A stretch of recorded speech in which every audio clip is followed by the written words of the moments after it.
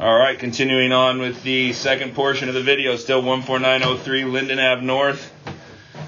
Coming back into a section of PVC here. So there is PVC been replaced through most of this section of the line, or the original concrete's been replaced through most of this. There are a couple of what look like access ports on the way out that could be clean outs, this being one of them. I'm going to go try to locate this spot. We're going to pause and locate. Okay, continuing the recording, located that about 2 feet deep, directly under the deck for the hot tub in the back there. Slight turn in the line here.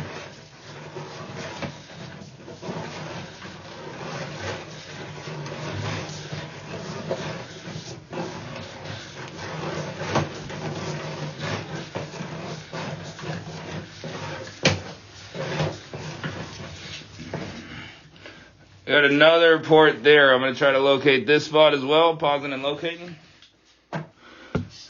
Alrighty, I've got that located about 1.5 feet deep just outside here. There's a big trench scar in the concrete that I'm just seeing now that I probably should have saw initially. That follows the pathway of this sewer line.